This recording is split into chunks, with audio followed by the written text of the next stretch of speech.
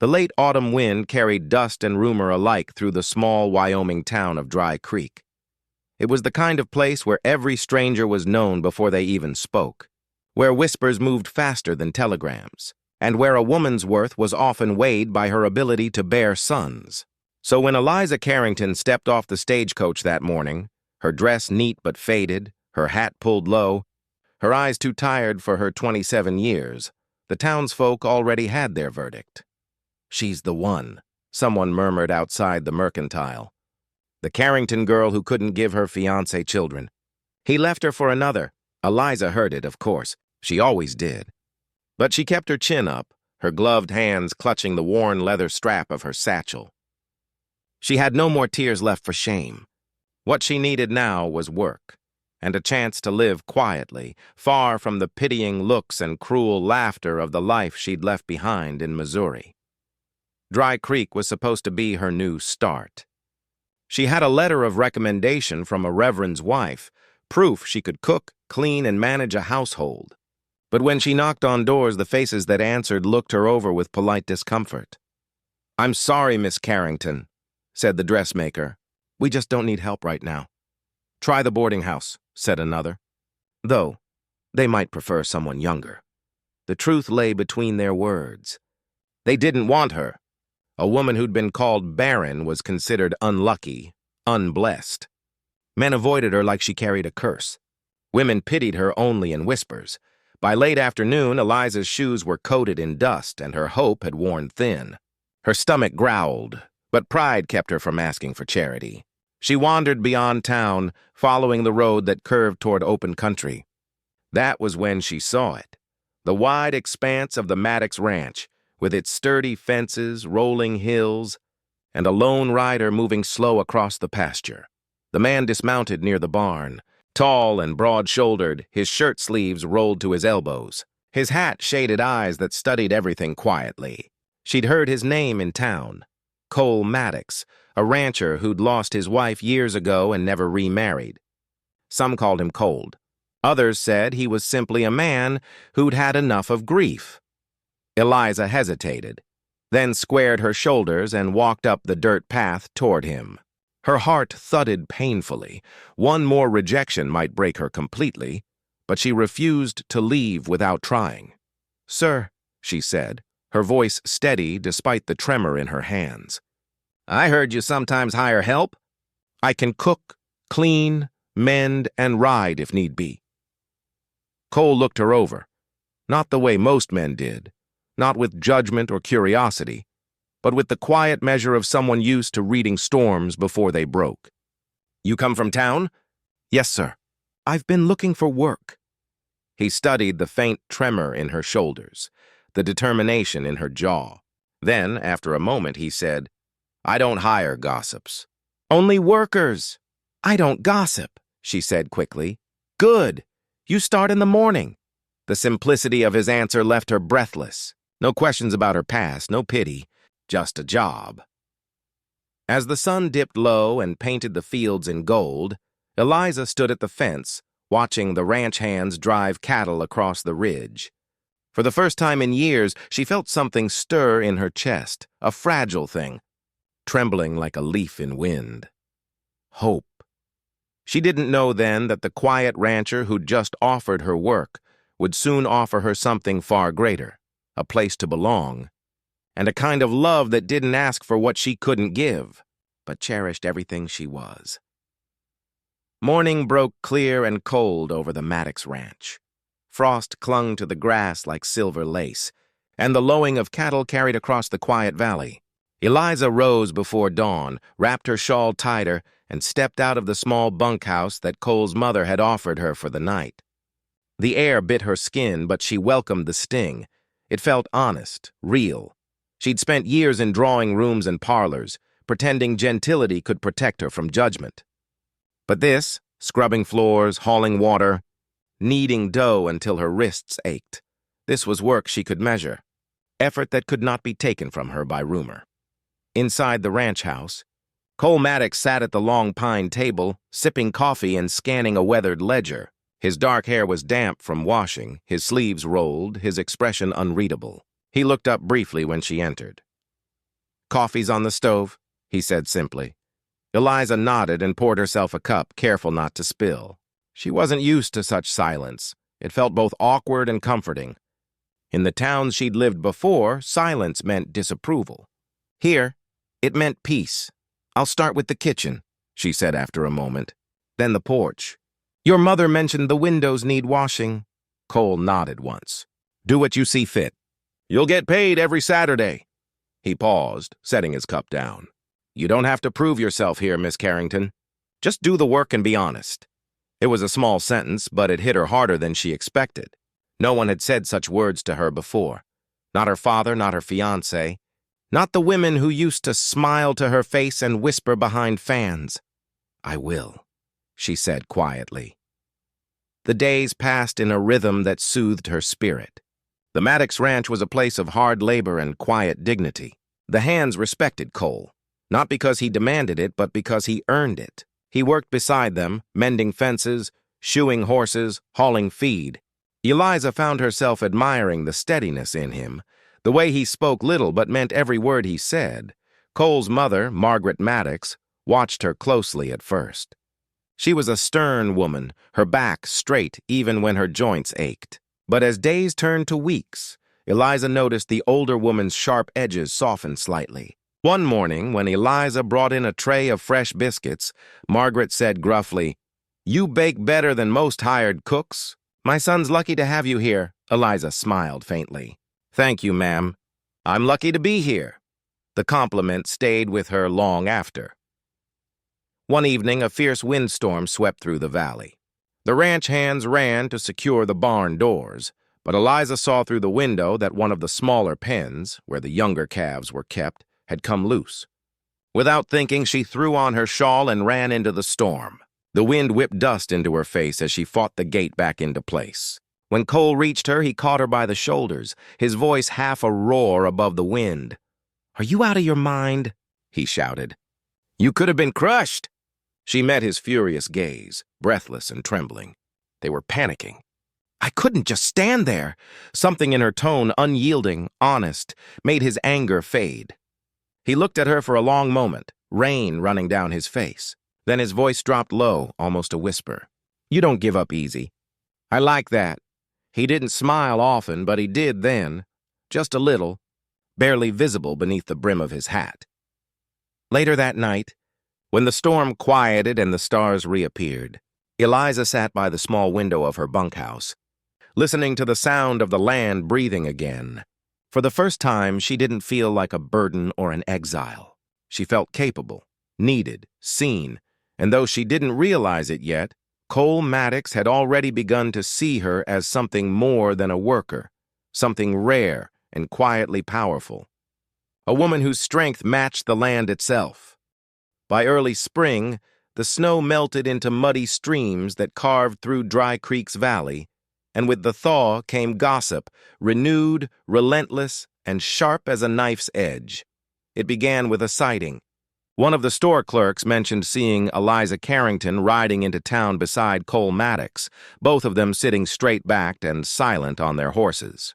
That small, innocent moment, just two people bringing supplies from the ranch, became fuel for every idle tongue in town. By the time Eliza stepped into the mercantile 2 days later, whispers already buzzed like flies. There she is, the barren woman living under Maddox's roof. He's a widower. Maybe he don't mind damaged goods.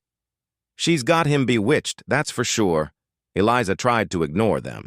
She focused on the shelves, flour, beans, coffee. The sound of her heart thudded louder than the whispers. She held her head high as her mother once taught her to do in the face of cruelty. But inside, she ached. At the counter, Mrs. Wilkes, the preacher's wife, gave her a thin, self-righteous smile. You must be quite comfortable up there at the ranch, Miss Carrington. Mr. Maddox is a generous man. Eliza kept her voice calm. He's a fair man. I work for what I earn. Mrs. Wilkes's smile didn't falter. Of course. Though folks might misunderstand, seeing a single woman living under a widower's roof. Appearances matter, dear. Eliza didn't answer. She gathered her supplies, paid, and turned to leave. only to find Cole standing in the doorway, broad and steady, his hat shadowing his eyes. He'd come in silently, but his presence filled the room. "Afternoon, Mrs. Wilkes," he said evenly. "You were saying something about appearances?" The woman blanched slightly. Well, only that."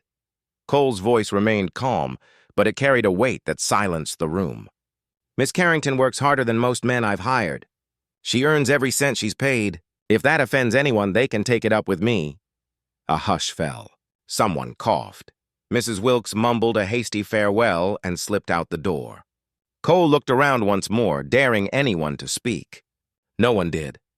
Eliza's throat tightened as she followed him outside.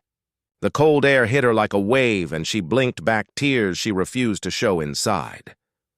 "You didn't have to do that," she said quietly. "Yes, I did," he replied, tightening the reins of his horse. "Let 'em talk. They'll get bored when they realize we're not listening." "But you'll pay for it," she murmured. "They'll think," he cut her off gently, meeting her eyes. "They already think plenty. Doesn't change what's true." For a long moment, neither spoke. The sky above them was a deep, endless blue, and the wind tugged at her hair.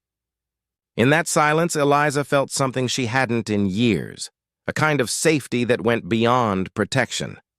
It was understanding. As they rode back to the ranch, she noticed how he always slowed his horse when the path turned rough, how he rode slightly ahead when the wind grew strong, shielding her from the dust. He said little, but his quiet actions spoke volumes. That night after supper, Eliza sat by the kitchen window, the lamplight casting soft gold on her hands. Outside, Cole was fixing a fence post in the moonlight, working even after the day's chores were done. She watched him, and a small smile touched her lips. He wasn't the kind of man who offered flowers or flattery, but he gave something far rarer: respect. And for a woman the world had dismissed. That respect was the first step toward healing. She didn't know what name to give the feeling growing between them. It wasn't yet love, not the sweet, fluttering kind she'd once dreamed of, but something steadier, deeper. Whatever it was hers. And she would protect it, even from the whispers. Spring rolled into summer, painting the valley in soft greens and gold. The Maddox ranch hummed with life. Calves bawled in the fields, barn swallows built nests beneath the eaves, and the scent of new hay drifted through the air. For a while, Eliza Carrington allowed herself to believe the past had finally loosened its hold. But ghosts have long shadows, and hers came riding into Dry Creek one cloudless afternoon. She saw him first through the mercantile window while delivering supplies. Thomas Avery, her former fiancé. His tall figure, once familiar, now looked foreign in the sun. He'd married another not long after breaking their engagement. Eliza had thought she'd stopped caring, but her hands still trembled as she set the flour sack down. He spotted her instantly and smiled, a cruel, knowing smile. "Eliza Carrington," he said loudly enough for others to hear. "Didn't expect to see you in a place like this. Still chasing honest work, are you?" She met his gaze steadily. "Honest work's better than false promises, Mr. Avery." His expression flickered, but he recovered fast. "I hear you're working out at Maddox's place. Some say you're keeping him warm in exchange for it." The room went still. The clerk behind the counter froze mid-motion. Eliza's breath caught, but she refused to look away. "I earn my place with work, not lies," she said quietly. Before Thomas could reply, a shadow crossed the doorway. Cole Maddox himself. He'd come for supplies, unaware of the storm brewing inside. His eyes swept the scene, taking in Eliza's pale face and Thomas's smirk. Cole's voice dropped low and dangerous. "You got business with my employee, Mr. Avery?" Thomas smirked. "Just an old acquaintance. Seems you've taken in quite the project." Cole took a step forward, jaw tight. "Say another word like that and I'll put you face first in the street." The clerk gasped softly. Thomas blanched, then laughed nervously. "Didn't mean any harm. Folks talk, that's all." "They talk because cowards give them something to talk about," Cole snapped. "Now get out." Thomas muttered something under his breath and left. Cole stood there for a moment, breathing hard, his fists still clenched. When he finally turned to Eliza, his eyes softened. "You all right?" She nodded stiffly. "I don't need defending, Mr. Maddox." "I know," he said, his voice gentler now. "But that doesn't mean I'll stand by and watch someone try to humiliate you." She couldn't speak. Pride, gratitude, and a deep ache tangled in her chest. She paid for the supplies and walked outside, the weight of old wounds pressing on her. That night, unable to sleep, Eliza slipped out to the barn. The moon hung high, bathing the world in silver light. She sat on a bale of hay, her hands folded in her lap, tears burning behind her eyes. The sound of boots on wood made her look up. Cole stood in the doorway, hat in hand. "Couldn't sleep either," he said quietly. "I shouldn't let him bother me," she whispered. "But I do, because he made me believe I wasn't enough, and when he left, everyone else believed it too." Cole walked closer, his expression unreadable. "You're not the only one who's been left behind," he said softly. "My wife, she died bringing our child into the world. Lost them both in one night. Folks said I was cursed. Said the land was cursed too. I stopped listening after a while." Eliza looked up at him, her eyes wide with understanding. "You're not broken, Eliza," he continued, kneeling so they were eye to eye. "You're just brave in ways they'll never understand." The barn was quiet except for the slow, steady sound of the horses breathing. And in that silence, something shifted between them, a wordless promise. Two souls, once branded by loss, finding a reflection of themselves in each other's pain. For the first time since she'd come to Dry Creek, Eliza didn't feel ashamed of her past. She felt seen, and that, she realized, was far rarer than love itself. The summer that followed was fierce and dry. The grass turned brittle beneath the sun, the earth cracked, and the wind carried the scent of dust and drought. Every rancher in Dry Creek prayed for rain, but none came. Even so, life at the Maddox Ranch moved steadily, anchored by the quiet rhythm Eliza and Cole had built together. By now, months of shared work had bound them in a wordless partnership. They moved through chores in harmony, he mending fences while she fetched water, she baking bread while he counted cattle at dusk. Sometimes he'd pause to help her carry a heavy pail, his hand brushing hers for the briefest second. Those fleeting touches spoke of something unspoken, something both feared to name. But peace in the frontier was as fragile as the land itself. One sweltering evening, thunder rolled over the mountains, dry thunder without rain. The air shimmered with heat. Eliza had just finished putting the horses in the barn when lightning cracked across the sky, striking a tall pine at the edge of the field. In an instant, flames leapt, hungry and bright. "Fire!" one of the ranch hands shouted.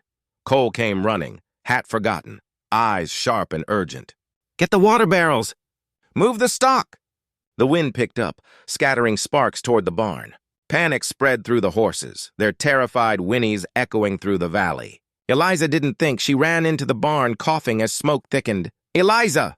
Cole's voice roared behind her, but she didn't stop. A foal was trapped in the far stall, kicking at the gate. She pulled her shawl over her mouth and unlatched the door. The animal bolted past her, nearly knocking her over, but she smiled through the haze until the roof groaned above. Then came the crack.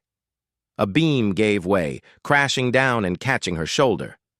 Pain seared through her, white hot. She fell hard, the world spinning, her breath gone. "Eliza!" Cole's shout tore through the smoke. In the next heartbeat, he was there, his arms around her, his voice rough and breaking. He lifted the beam enough to drag her free, coughing violently as the heat raged around them. She felt the world tilt as he carried her outside, away from the blaze, to the cool dirt of the yard. The fire raged into the night, but Cole didn't care. He knelt beside her, brushing soot from her face with shaking hands. "Don't you dare leave me too," he said hoarsely. "You hear me, Eliza? Don't you dare!" She tried to speak, but her throat burned. All she managed was a whisper. "You should have saved the barn." He huffed a broken laugh through his tears. To hell with the barn.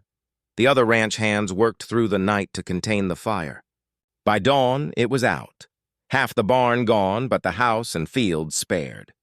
Eliza woke on the couch inside, her shoulder bandaged, her head pounding. Cole was there, slumped in a chair, exhaustion carved into every line of his face. When he realized she was awake, he sat forward instantly.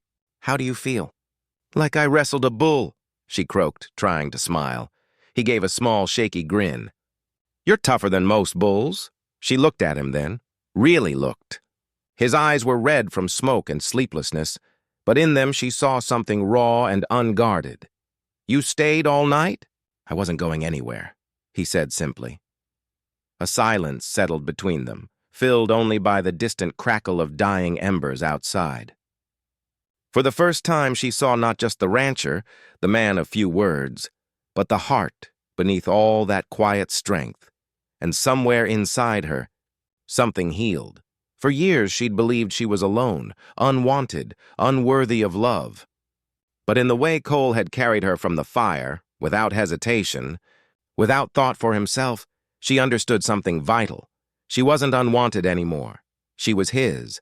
And though neither spoke the words aloud, the truth burned brighter than any flame that night. The weeks after the fire passed in a kind of golden stillness. The valley healed slowly, blackened earth sprouting green shoots again, the smell of ash replaced by the sweetness of new grass. At the Maddox Ranch, things returned to their rhythm. But something between Eliza and Cole had changed. The night of the fire had burned away more than timber. It had stripped away fear, pride, and the walls both of them had built around their hearts. Cole had barely left her side while she recovered, tending her wounds with quiet care that made her chest ache. He spoke little, but every action, every cup of broth, every adjusted pillow, every gentle touch, carried the weight of words unsaid. When she finally regained her strength, Eliza insisted on returning to her chores. "You hired me to work, not to rest," she said stubbornly, folding linens one morning. Cole looked up from where he was fixing a saddle strap. "I hired you to stay alive," he said, his tone half stern, half fond. She smiled faintly. "You'd have to fire me for that." "I wouldn't dare." It was the closest either had come to laughter in weeks. By midsummer, the ranch was blooming again. Wildflowers dotted the hills, the rebuilt barn stood strong, and the scent of cut hay drifted on every breeze. Eliza began planting a small garden beside the porch, a patch of earth for herbs, lavender, and marigolds. She wanted to give something back to the land that had saved her. Cole helped her dig, though he claimed he didn't know a thing about flowers. "You'll learn," she said, handing him a spade. He knelt beside her, turning over the soil. "Not sure I've got the patience for something that grows slow." She glanced at him, smiling softly. "Then maybe that's exactly what you need." He didn't answer right away. Instead, he looked at her. The curve of her jaw in the sunlight, the way a loose strand of hair fell against her cheek. His heart thudded in his chest like a hammer striking an anvil. For years he'd told himself love was something he was done with. But watching her kneel in that patch of earth, gentle and strong, he knew he'd been lying to himself. That evening, when the sky burned orange and gold, Cole stood on the porch watching her water the young plants. The fading light touched everything in warmth. The house, the hills, her face. He took a slow breath, stepped forward, and said quietly, "Eliza." She looked up. "Yes?" He hesitated only a moment.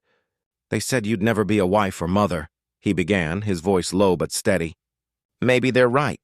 Maybe the world's decided what you're supposed to be. But I don't care what the world says." She froze, the tin watering can still in her hands. He took another step closer. "I don't need a wife because the town expects it. I don't need children to make my life full. I just need you." Her lips parted, eyes wide. "Cole." "I mean it," he said softly. "You brought this place back to life." "You brought me back to life. If you'll have me, if you'll stay here not as my worker but as my equal, I'd be proud to call you mine." The watering can slipped from her hand, forgotten, water spilling across the dirt. She shook her head slightly, tears bright in her eyes. "Cole, I can't give you a family." "You deserve—" He reached out, brushing his calloused thumb against her cheek. "You already gave me one," he murmured. "My mother smiles again. The ranch feels like home again. You gave me everything that matters. The wind stirred between them, carrying the scent of lavender and summer grass. Eliza's breath trembled. Are you sure? I've never been surer of anything, he said, his eyes steady on hers. A long silence followed, filled only by the whisper of the wind and the far-off call of a meadowlark. Then at last Eliza nodded, tears slipping down her cheeks. Yes, she whispered. I'll stay. I'll be yours. Cole smiled then, a slow, quiet smile that reached his eyes. And when he took her hand in his, it felt like the earth itself exhaled in peace. In that fading light, beneath the vast western sky, two souls long denied belonging finally found it, not through promises or expectation, but through love that asked for nothing more than truth. The day Eliza Carrington became Mrs. Maddox did not come with grandeur, lace, or the music of church bells. It arrived quietly, like the dawn spreading over the valley, soft and sure. Cole had offered to take her to Cheyenne for a proper ceremony, but Eliza had shaken her head. All I've ever wanted, she said gently, is to belong where I'm loved. This land is enough, so it was settled. The wedding would be held on the ranch beneath the wide Wyoming sky, with the mountains standing as witness. That morning, Eliza woke early, nerves fluttering in her chest. She stood before the small mirror in her room, her reflection trembling in the glass. She had no fine gown, only a simple cream dress she'd sewn herself, the same one she wore to Sunday service. She brushed her hair until it shone, then tied it with a ribbon of pale blue. She looked at her hands, roughened by work, scarred slightly from the fire, and smiled. They were not the hands of a bride from her old world. They were the hands of a woman who had earned her place. Outside, the ranch was alive with quiet excitement. Cole had set up wooden chairs by the cottonwoods near the creek. The preacher from town had been invited, though reluctantly. His wife had protested, saying a barren woman shouldn't stand before God as a bride. But Cole's voice had been firm. God made her. That's reason enough. When the preacher arrived, he said little, yet even he could not deny the peace that seemed to linger in the air that day. Only a handful of guests came, Margaret Maddox, Cole's mother, wrapped in her best shawl, 3 ranch hands who stood awkwardly in clean shirts, and Mrs. Whitaker, the kind widow who'd once lent Eliza a warm blanket that first cold winter. That was all. And yet it felt like enough. Eliza stepped out of the house, sunlight spilling over her like a benediction. Cole stood waiting by the creek, his hat in his hands, dressed in his cleanest shirt and boots polished till they shone. His face was unreadable at first. Then he saw her, and something softened in him completely. She walked slowly toward him, each step steady despite the rush of emotion swelling in her chest. When she reached him, he took her hands gently, as though they were something sacred. The preacher began to speak, his voice deep and cautious. Marriage is a promise, he said. Before God, before man. It is not to be entered lightly. Cole's gaze never left hers. When the time came for vows, the preacher hesitated. Mr. Maddox, do you take this woman? I do, Cole said firmly, before the question was even finished. A ripple of soft laughter went through the small gathering, then it was Eliza's turn. Her voice trembled at first.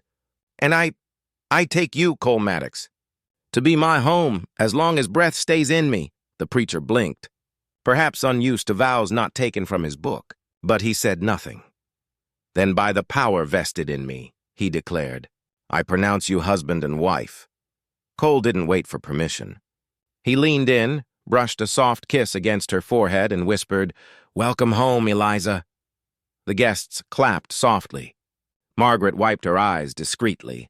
There was no feast that day, only bread and stew shared on the porch as twilight deepened. The ranch hands lit a lantern, and the warm glow fell across the newlyweds sitting side by side. Eliza leaned against Cole's shoulder, the scent of hay and wildflowers filling the night. In the distance, coyotes howled, wild, mournful, and beautiful. The sound didn't unsettle her. Instead, she smiled. For the first time, the world didn't feel like it was closing in.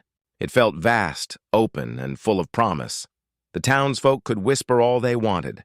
but out here, under the endless western sky, Eliza had everything she'd ever been denied: dignity, belonging, and a love that asked for nothing except her heart. And as Cole's hand found hers in the dark, she thought, this is what it means to be chosen. Marriage, Eliza soon learned, was not made of vows or ceremonies. It was made of mornings and evenings, of work shared and silence understood. The first weeks as Mrs. Maddox were a strange blend of tenderness and uncertainty. She woke each morning beside Cole, still not quite believing that this quiet, steady man was hers. He rose before dawn, as he always had, the smell of coffee and horses drifting through the cabin before the sun even reached the window. Sometimes he'd pause by the bed and tuck the blanket around her shoulders, whispering, "Sleep a bit longer, darling. The day's not running away." But Eliza never stayed in bed long. She was determined to prove, to herself, not to anyone else, that she could stand beside him as an equal. Together they repaired fences, mended roofs, and tended the cattle. She learned to ride better under his patient instruction, and though she still startled at thunder or the crack of a rifle, she no longer hid her fear. Cole admired that about her, that quiet courage that grew each day, like a flame learning to burn steady. Their little house began to change, too. The walls, once bare and practical, slowly filled with touches of her hand. A quilt draped over the chair, wildflowers in a jar on the table, a curtain stitched from leftover cloth fluttering in the kitchen window. It wasn't grand, but it was warm, and every small thing carried the mark of love. The townsfolk, however, were slower to change. When Eliza first went to the mercantile as Cole's wife, conversations hushed. Mrs. Palmer, the storekeeper's wife, offered a tight smile that didn't reach her eyes. "Well," she said, glancing at Eliza's simple ring, "I suppose the Lord makes matches in his own strange way." Eliza only nodded, too proud to respond. But later, as she loaded flour and coffee into the wagon, Cole stepped out of the shadows near the hitching post. "She say something?" he asked quietly. "Nothing worth repeating?" Eliza said. He smiled faintly. "Good. Means you said all that needed saying." And that was how they lived, letting the world talk while they built something stronger than gossip. By autumn, the ranch had begun to prosper again. The cattle were fat, the barn stood firm, and Margaret's health was improving. Sometimes Eliza would find the older woman sitting on the porch, sewing in the sun. "You've done good by him," Margaret said one afternoon, her tone gruff but kind.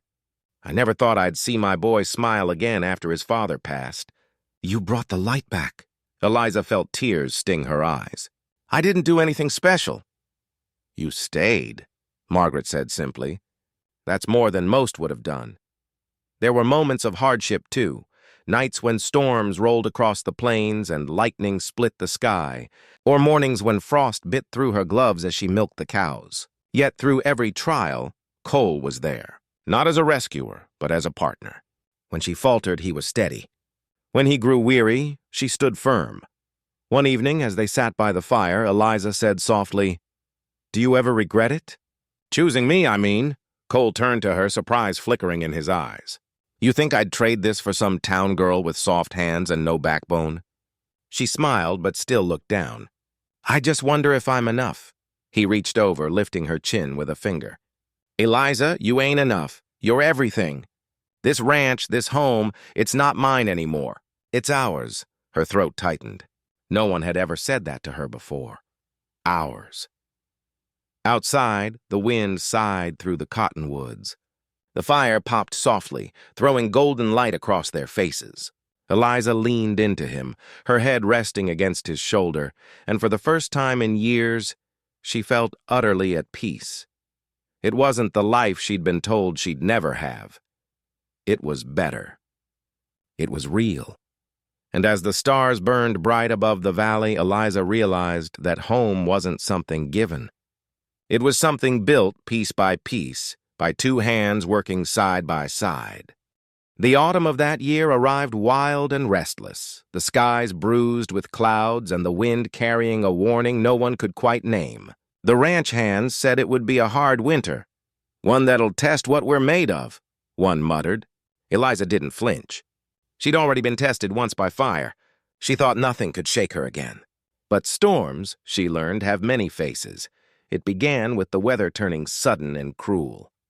Cold rains swept across the valley for days, drowning the fields and swelling the creeks. Cole worked from dawn till dark, trying to keep the cattle safe, driving them toward higher ground as the low pastures turned to rivers of mud. Eliza stood beside him through it all, soaked to the skin, her skirts clinging heavy around her legs. She refused to leave his side even when he told her to. "Go inside, Liz," he shouted over the downpour. "You'll catch your death out here. Then we'll both catch it together," she yelled back, gripping the rope that led the last of the cattle to safety. By the time they returned to the house, the rain had become a roar, hammering against the roof so hard it felt like the sky itself was breaking apart. Inside, Margaret waited by the hearth, worry etched deep into her face. "The bridge down by the creek's gone," she said. "If the storm keeps on, we'll be cut off." They spent that night sleepless, the wind screaming around the walls. At dawn, the sound changed. Less wind, more rushing water. Cole went to the window and cursed softly. The creek had flooded its banks, tearing through the lower pasture. For 3 days, the storm raged without mercy. Food grew scarce, and the livestock huddled cold in the barn. On the 4th night, a crash of thunder split the sky, and with it, the barn roof gave way under the weight of water and wind. Cole was out the door before Eliza could stop him. She followed anyway, lantern in hand, the rain slashing across her face. They fought their way through the torrent, mud sucking at their boots, lightning flashing like blades above them. When they reached the barn, half the roof was gone, hay and wood scattered everywhere. A few frightened cattle had broken free, their cries lost in the storm. Cole climbed the rafters, trying to fasten a tarp against the open sky, but a sudden gust sent him tumbling. "Cole!" Eliza screamed, rushing to him. He was dazed but breathing. She helped him up, her heart hammering wildly. "You can't—" "I ain't letting this place fall apart," he gritted out. "Then neither am I." Together they hauled boards, lashed ropes, and covered the stalls until their hands bled. By dawn, the rain finally began to ease, the storm breaking into a fragile, exhausted silence. The ranch was battered but still standing. Cole's arm was bruised, her palms were raw, and both of them could barely stay on their feet. But when the sun broke through the clouds, lighting the valley in silver and gold, Eliza began to laugh. Not from joy exactly, but from sheer relief, the kind that comes when you realize you've survived what was meant to destroy you. Cole looked at her, rain still dripping from his hair, and smiled faintly. "You're something fierce, Mrs. Maddox," she grinned back, breathless. "Takes one to stand beside you." That day marked something new between them. They weren't just husband and wife, they were partners in the truest sense. Every hardship, every wound, every test the land threw at them only tied them closer. Later that night, when the ranch hands returned from checking the far fences, one of them said quietly, "Never seen two folks fight nature like that and win." Eliza didn't answer. She just took Cole's hand under the table, their fingers lacing together, raw and strong. Outside, the valley shimmered clean under the clearing sky. The storm had taken much, but it had also left behind something unbreakable. For the first time, Eliza realized that love wasn't the soft thing people sang about. It was hard-earned, forged in wind and rain and endurance. And standing there beside Cole, she knew, whatever storms came next, they would face them as one. Spring returned to the valley with quiet grace, as if the earth itself wished to apologize for the long, merciless winter.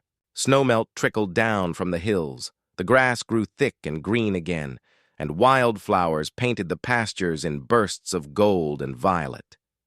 For the first time in years, peace settled deep over the Maddox Ranch. The storm had tested them, but it had also remade them. The ranch was stronger than before. Every beam, every fence post, every scar in the soil a reminder of their endurance. And in the heart of it all, Eliza and Cole had grown into something unshakable. They no longer lived as two people learning to share a life. They moved as one, wordless in their understanding.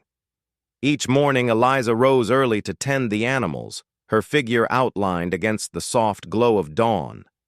Cole often joined her, his hand brushing hers as they worked side by side. They didn't speak much. They didn't need to. The silence between them was filled with everything they'd already said through years of labor, laughter, and storms. Over time, the whispers in town began to change. Where once the name Eliza Carrington had been spoken with judgment or pity, it was now spoken with respect. People noticed how the Maddox cattle were the healthiest in the valley, how Cole's ranch had weathered every hardship, and how Eliza, once called barren and broken, had become its quiet backbone.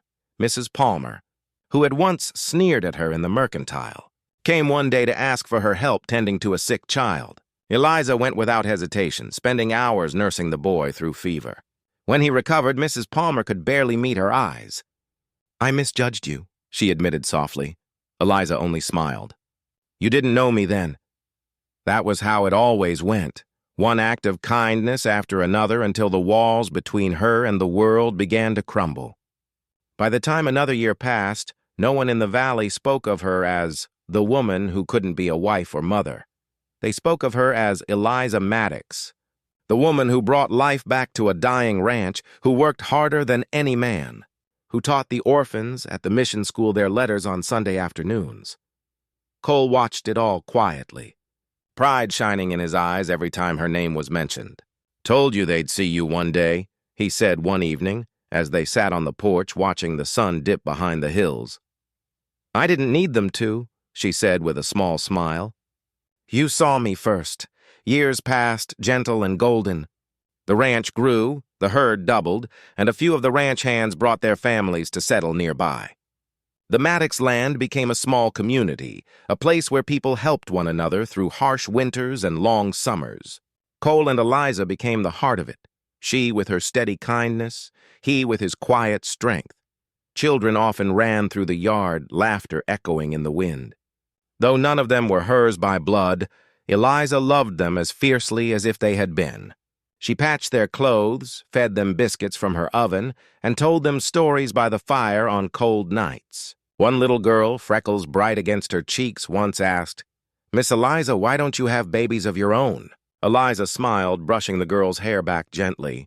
"Because some hearts are meant to hold more than just one family," she said softly.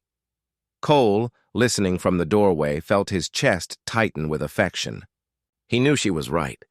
Her love had spread far beyond what anyone had thought possible.